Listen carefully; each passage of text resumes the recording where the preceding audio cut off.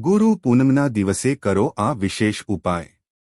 અષાઢ મહિનામાં આવતી પૂનમને ગુરુ પૂર્ણિમા તરીકે ઉજવવામાં આવે છે। આ વર્ષે ગુરુ પૂનમ 10 જુલાઈ 2025 અને ગુરુવારના દિવસે છે। અષાઢ મહિનાની પૂનમમાં ગુરુની પૂજાનું વિશેષ મહત્વ હોય છે। મહર્ષિ વેદ વ્યાસનો જન્મ ગુરુ પૂર્ણિમાના દિવસે થયો હતો। ત્યારથી આ દિવસે ગુરુ પૂર્ણિમા ઉજવવામાં આવે છે। અને મિત્રો, આ વર્ષની ગુરુ પૂનમ ગુરુવારના દિવસે આવે છે। કહેવાય છે કે કોઈ પણ ગુરુ પૂનમ જો ગુરુવારના દિવસે આવે તો તે ખૂબ જ શુભ છે। આ દિવસે કોઈ પણ સાચા દિલથી કરવામાં આવેલો ઉપાય ક્યારેય પણ વ્યર્થ જતો નથી। આ દિવસે કેટલાક વિશેષ ઉપાય કરવાથી વ્યક્તિને ભગવાન વિષ્ણુ અને માતા લક્ષ્મીની કૃપા પ્રાપ્ત થાય છે। તો ચાલો જાણીએ તે ઉપાયો વિશે। પણ એ ઉપાયો વિશે જાણીએ તે પહેલા કોમેન્ટ બોક્સમાં સાચા દિલથી જય માં લક્ષ્મી અને તમારા કુળદેવીનું નામ જરૂરથી લખજો। સાથે આ વિડીયોને લાઇક કરીને ચેનલને પણ જરૂરથી સબસ્ક્રાઇબ કરી દેજો અને વિડીયોને અંત સુધી જરૂર જોજો। તો ચાલો સૌથી પહેલા ગુરુ પૂનમની સાચી તારીખ અને સમય અને શુભ મુહૂર્ત વિશે જાણીએ।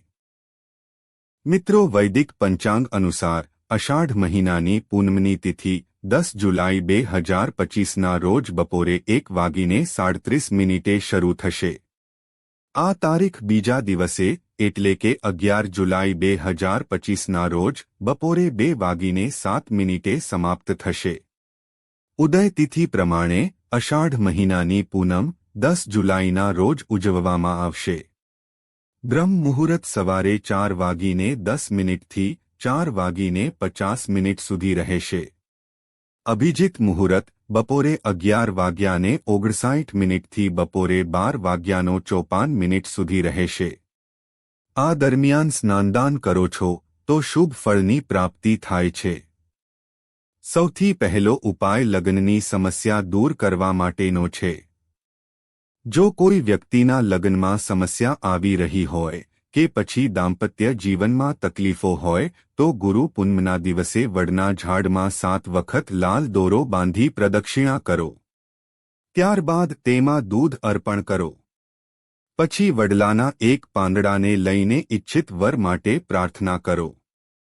આ પાનને ઘરે લાવી પોતાના રૂમમાં રાખી દો। આ ઉપાય કરવાથી થોડા સમયમાં લગ્ન સંબંધિત બાધાઓ દૂર થઈ જશે। નંબર 2, ધન અને ઐશ્વર્યની પ્રાપ્તિ માટે ગુરુ પૂર્ણિમાના દિવસે તિજોરીમાં પીળા રંગના કપડામાં હળદરનો ગાંઠિયો બાંધીને મૂકવો જોઈએ। ગુરુ પૂર્ણિમાના દિવસે હળદર કે કેસરનું તિલક કરવું જોઈએ। તેનાથી ગુરુ ગ્રહ મજબૂત થાય છે। ગુરુ પૂર્ણિમાના દિવસે ઘરમાં ચંદનવાળી અગરબત્તી કરવી જોઈએ। આ સાથે પીળા વસ્ત્રો પણ પહેરવા જોઈએ। નંબર 3, જો આપનો સમય ખરાબ ચાલી રહ્યો હોય, કોઈ કામ ન થતું હોય, દરેક કાર્યમાં વિઘ્નો આવતા હોય તો તમારે ગુરુને પીળા વસ્ત્રોની ભેટ અથવા તો પીળું ફૂલ ગુરુને અર્પણ કરવું જોઈએ। ગુરુ પૂર્ણિમાના દિવસે ભાવથી ગુરુનું પૂજન અર્ચન કરવાથી પણ જીવનના દરેક વિઘ્નો દૂર થાય છે અને સુખ, શાંતિ અને સમૃદ્ધિ પ્રાપ્ત થાય છે। નંબર 4, ખીર બનાવીને માતાજીને ધરો। ગુરુ પૂર્ણિમાના દિવસે ચોખાની ખીર બનાવીને માતાજીને ધરી આ પ્રસાદનું વિતરણ કરવું જોઈએ। ગુરુ પૂર્ણિમાના દિવસે ઓમ નમો ભગવતે વાસુદેવાય નમઃ આ મંત્રનો જાપ પણ કરવો જોઈએ। નંબર 5, તુલસીના છોડ સામે ઘીનો દીવો કરો। ગુરુ પૂર્ણિમાની સાંજે તુલસીના છોડની સામે દેશી ઘીનો દીવો અવશ્ય પ્રગટાવવો જોઈએ। આવું કરવાથી માતા લક્ષ્મી અને ભગવાન વિષ્ણુ પ્રસન્ન થાય છે। ગુરુ પૂર્ણિમાના દિવસે પીપળાના ઝાડના મૂળમાં જળ ચઢાવો।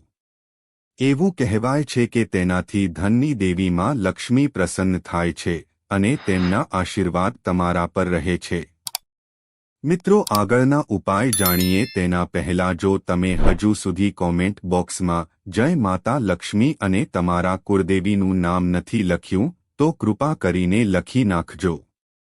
અને વિડીયોને તમારા તમામ મિત્રો સુધી શેર જરૂરથી કરજો। નંબર 6 તાંબાના લોટાનો આ ઉપાય જરૂર કરો। માનસિક શાંતિ માટે પૂનમની રાત્રે ચંદ્ર ઉગે પછી ચંદ્રને જળ અર્પણ કરવું જોઈએ। તેના માટે તાંબાના લોટામાં શુદ્ધ પાણી, દૂધ, સફેદ ફૂલ અને ચોખા નાખવા જોઈએ અને પછી ચંદ્રદેવના મંત્રોનો જાપ કરીને જળ અર્પણ કરવું જોઈએ। આ ઉપાય કરવાથી માનસિક શાંતિ મળે છે। નંબર 7 આ વસ્તુઓનું દાન અવશ્ય કરો। ગુરુ પૂર્ણિમાના દિવસે પીળા વસ્ત્રો, પીળી દાળ, કેસર, ઘી, પિત્તળ, પીળા રંગની મીઠાઈ વગેરેનું દાન કરી શકાય છે, કારણ કે પીળા રંગનો સંબંધ ગુરુ ગ્રહ સાથે હોય છે। એટલા માટે આ વસ્તુનું દાન કરવાથી જીવનમાં સમૃદ્ધિ આવે છે। નંબર 8 કોડીનો આ ઉપાય જરૂરથી કરો। ગુરુ પૂનમના દિવસે માતા લક્ષ્મીને પ્રસન્ન કરવા માટે આ વિશેષ ઉપાય કરી શકાય છે। તેના માટે પૂનમની રાત્રે મહાલક્ષ્મીની પૂજા કરો। પૂજામાં 11 અથવા તો 21 કોડીને લાલ કપડામાં બાંધીને માતા લક્ષ્મીને અર્પણ કરો। પૂજા પછી આ પોટલીને તમારી તિજોરીમાં રાખી દો, અથવા તો તમે ઘરમાં જ્યાં પૈસા રાખો છો તે જગ્યાએ રાખી દો। આ ઉપાય કરવાથી ઘરમાં સુખ અને સમૃદ્ધિ આવે છે। નંબર 9 ગુરુ યંત્રની સ્થાપના। ગુરુ પૂર્ણિમાના દિવસે સવારે વહેલા ઉઠીને સ્વચ્છ કપડાં પહેરો। ત્યારબાદ પૂજા સ્થળ પર ગુરુ યંત્રની સ્થાપના કરો। ત્યારબાદ પ્રતિદિન આ યંત્રની અગરબત્તી કરીને પૂજા કરો। આમ કરવાથી ગુરુના આશીર્વાદ બન્યા રહે છે, સાથે જ ગુરુ બૃહસ્પતિની પણ કૃપા બની રહે છે। નંબર 10 ગુરુને ભોજન કરાવવું। ગુરુ પૂર્ણિમાના દિવસે પોતાના જીવનમાં જે ગુરુ છે તેની પાસે જઈને તેમને પ્રણામ કરો અને ઘર પર ભોજન કરવા માટે આમંત્રણ આપો। જ્યારે ગુરુ ઘરે આવે તો તેમના પગ ધોવો। સાથે ભોજન કરાવ્યા બાદ વસ્ત્ર અને દક્ષિણા આપીને વિદાય કરો। આવું કરવાથી ગુરુ ગ્રહ મજબૂત થાય છે અને જીવનમાં સુખ અને સમૃદ્ધિ બની રહે છે। જેમના ગુરુ નથી તેઓ ગુરુચરણ પાદુકાની પૂજા કરી શકે છે। નંબર 11 ગુરુ પૂર્ણિમાના દિવસે શ્રીમદ ભગવદ્ ગીતાનો પાઠ કરવો જોઈએ અને ગૌમાતાની સેવા કરવી જોઈએ। આ ઉપાય કરવાથી ઘરમાં સુખ, શાંતિ અને સમૃદ્ધિ પ્રાપ્ત થાય છે। કેસરના થોડા તાંતણા લઈને તેને ગંગાજળમાં બોળીને ગુરુ પૂર્ણિમાથી માંડીને 40 દિવસ સુધી તેનું તિલક કરો। આ ઉપાય કરવાથી એકાગ્રતા વધશે અને સ્મરણ શક્તિમાં પણ વધારો થશે। નંબર 12 વાસ્તુશાસ્ત્ર અનુસાર ઈશાન કોણ પર ગુરુ બૃહસ્પતિનું આધિપત્ય હોય છે। એટલા માટે ગુરુ પૂર્ણિમાના દિવસે ઘરના ઈશાન કોણ એટલે કે ઉત્તર પૂર્વ દિશાને સાફ કરો। પછી તેના પર હળદર અને પાણી નાખીને લેપ કરો। ત્યારબાદ ત્યાં ઘીનો દીવો પ્રગટાવો। આવું કરવાથી ઘરમાં સુખ અને સમૃદ્ધિનો વાસ રહેશે। નંબર 13 જો તમારા લગ્નમાં વિઘ્નો આવતા હોય અથવા તો વિવાહમાં વિલંબ થઈ રહ્યો હોય તો ગુરુ પૂર્ણિમાના દિવસે લક્ષ્મી નારાયણના મંદિરે જઈને 2 કેળાના છોડ અર્પણ કરો। વિવાહના યોગ ખૂબ જ જલ્દી બનશે। નંબર 14 જો નોકરી પ્રાપ્ત કરવામાં મુશ્કેલી પડી રહી હોય તો ગુરુ પૂર્ણિમાના દિવસે કોઈ સુમસાન જગ્યાએ અથવા તો કોઈ 4 રસ્તા પર જઈને સિક્કો જમીનમાં દબાવી દો। આ ક્રિયા કર્યા બાદ પાછળ ફરીને ન જોવું। નંબર 15 ગુરુ પૂર્ણિમાના દિવસે ઘરના વડીલ અને માતા પિતાના આશીર્વાદ લેવા જોઈએ। જેમનો ગુરુ પ્રભાવી ન હોય તેમણે ભગવાન શિવ, દત્તાત્રેય, વેદવ્યાસ, આદિ શંકરાચાર્યજી મહારાજ વગેરેના ફોટા સામે ધ્યાન કરીને પુષ્પ અર્પણ કરવું જોઈએ। મિત્રો હવે એક વિશેષ ઉપાય વિશે આપણે જાણીશું। ગુરુ પૂનમના દિવસે માત્ર 1 ચપટી હળદરનો ઉપાય કરવાથી તમારું ભાગ્ય ચમકી જશે। જો તમે પણ ગુરુવારે ગુરુ પૂનમના દિવસે માત્ર 1 ચપટી હળદરનો ઉપાય કરવા માંગો છો તો પહેલા ઉપાયને સારી રીતે સમજી લ્યો સાંભળી લ્યો અને પછી આ ઉપાયને કરજો. આ ઉપાયથી તમને ચોક્કસ પરિણામ મળશે. આ ઉપાય વિશે જાણીએ તે પહેલાં જો તમને અમારો વિડિયો પસંદ આવી રહ્યો હોય તો કૃપા કરીને આ વિડિયોને લાઇક અને શેર જરૂરથી કરજો. અને તમારી પોતાની ચેનલ મોટિવેશન ટોક એન્ડ સ્ટોરીને સબસ્ક્રાઇબ પણ અવશ્ય કરજો. તો સૌથી પહેલા આપણે જાણીએ કે ગુરુ પૂનમના દિવસે માત્ર એક ચપટી હળદરનો ઉપાય કયા સમયે કરવાનો છે, એટલે કે ક્યારે કરવાનો છે. આ ઉપાય તમારે સવારે કરવાનો છે. પરંતુ જો કોઈ કારણસર તમે સવારે ઉપાય કરી શકતા નથી તો આ એક ચપટી હળદરનો ઉપાય તમે સાંજના સમયે પણ કરી શકો છો. આ દિવસ આખા વર્ષમાં માત્ર એક જ વખત આવે છે. તેથી જ્યારે પણ તમને સમય મળે ત્યારે તમે આ ઉપાય કરી શકો છો. તો હવે આપણે જાણીશું કે ગુરુ પૂનમના દિવસે માત્ર એક ચપટી હળદરનો ઉપાય કોને કરવાનો છે. તો આ ઉપાય ઘરની મોટી માતાઓ અને બહેનો કરી શકે છે. કારણ કે માતાઓ અને બહેનોને ઘરની લક્ષ્મી કહેવામાં આવે છે. અને ઘરની લક્ષ્મી જ્યારે કોઈ ખાસ ઉપાય કરે તો તેનું પરિણામ ખૂબ જ ઝડપથી અને સારું આવે છે.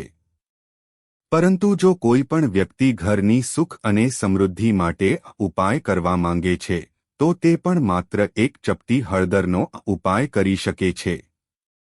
એટલે કે ઘરના દરેક સભ્યો ઉપાય કરી શકે છે.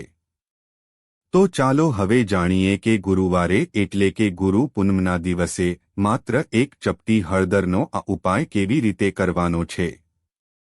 તો પૂનમના દિવસે શ્રી હરિ વિષ્ણુ ભગવાન અને માતા લક્ષ્મીની પૂજા કરવામાં આવે છે. શ્રી હરિ વિષ્ણુ ભગવાનની પૂજા તુલસી વિના અધૂરી માનવામાં આવે છે. માતા તુલસી એ માતા લક્ષ્મીનું સ્વરૂપ છે. આ ઉપાય કરવા માટે હવે તમારે એક ચપટી હળદર લેવાની છે, જે ધન અને સમૃદ્ધિમાં વધારો કરે છે. હવે તમારે તુલસીના કુંડામાં હળદરને ધીમે ધીમે નાખવાની છે અને ઓમ નમો ભગવતે વાસુદેવાય નમઃ મંત્રનો જાપ કરવાનો છે. ઓછામાં ઓછો 11 વખત આ મંત્રનો જાપ કરવાનો છે.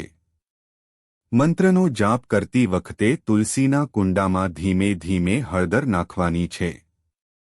જે લોકો ગુરુ પૂનમના દિવસે આ ઉપાય કરે છે એના જીવનમાં ક્યારેય ધન અને સમૃદ્ધિની કમી આવતી નથી. હળદરને ખૂબ જ શુભ અને પવિત્ર માનવામાં આવે છે. આપણે કોઈ પણ શુભ કાર્ય કરીએ તો તેમાં હળદરની જરૂર પડે છે. પૂનમના દિવસે જો તમે તુલસીના કુંડામાં એક ચપટી હળદરનો ઉપાય કરશો તો શ્રી હરિ વિષ્ણુ ભગવાન અને માતા લક્ષ્મી પ્રસન્ન થાય છે.